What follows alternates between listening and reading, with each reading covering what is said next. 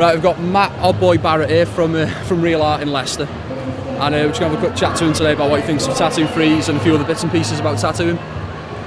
So Matt, do you want to give us a bit of a background? I know you went to art school and stuff. Yeah. But,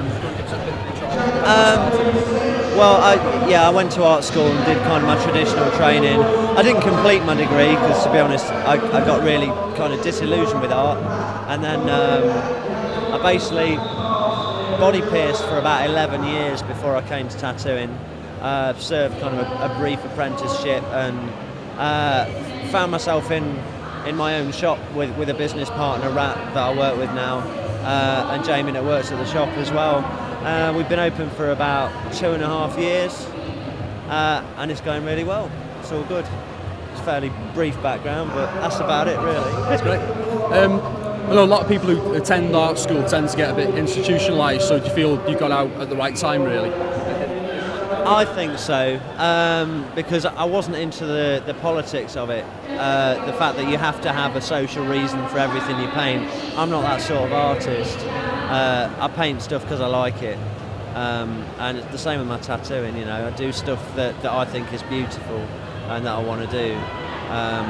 But yeah, I think the art establishment doesn't appeal to me at all.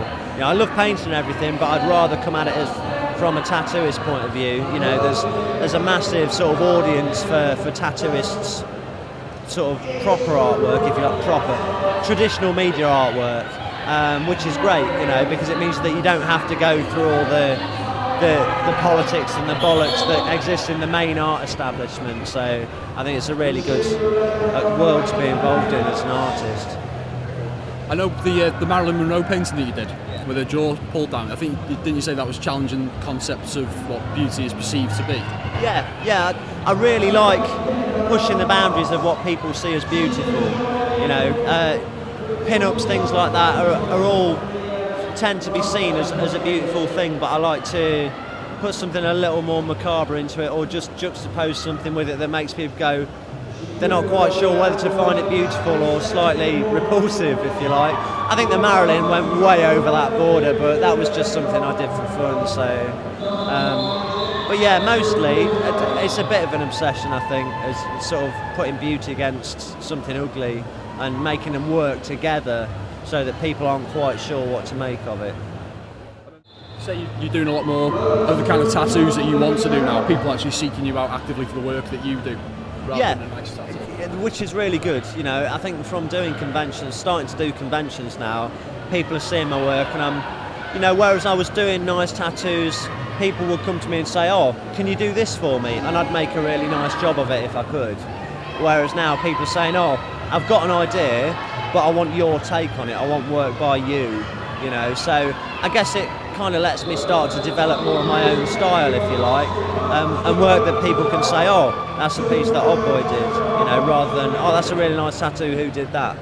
You know, and that's where I want to go, is to develop something that's more me than just sort of reproducing photographs or whatever. You know, my work's very firmly planted in realism, but I want to get a little more creative with it and just start to portray emotions and things like that, more like you would in traditional art, you know, and try and push that a lot more into my tattooing. Now that I'm doing a lot more painting and things like that, it's really affecting the way I want to tattoo. So hopefully I'm going to be able to get a lot more of that stuff coming out over the next year or so. I was chatting to Paul Naylor for his interview for Master. I imagine he had a similar conversation with you, saying tattooing, we've got tattooists and tattoo artists, and there's a certain definition between the two, as in one's almost reproducing work and then the other one's actually creating art on the skin. So I think you'll be falling into second category now, won't you? You're actually creating artistic pieces for the body. Yeah, hopefully. I'm in a weird place with my art, because like I've always said that I was an artist first and tattooing was like just another medium, but I think since I've started painting a lot more and studying other artists and really finding out what art is to me, I've kind of reevaluated and gone, well, hang on, I don't think I can really call myself an artist yet, never mind a tattoo artist. It's where I want to be, but I think I've actually got a long way to go before I can say I'm an artist, because real art, I think, runs a lot deeper than just producing a nice piece of work that's kind of creative. For me anyway, you know, it's the portraying emotion and connecting with the viewer. And I think tattoo is the most challenging way of approaching art from that point of view, but certainly something I'm aiming towards. So yeah, I'd say I'm going to go with the last camp, tattoo artist. Is this your second convention, is it, or third? How are you finding them?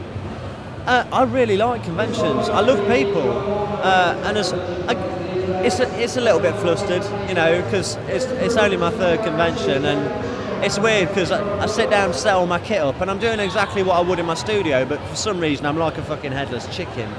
So it is a little bit strange, but I'm settling into it, and I do really. And there's nothing like better than sitting down and tattooing. Just having a bunch of people everywhere. I'm a really social creature.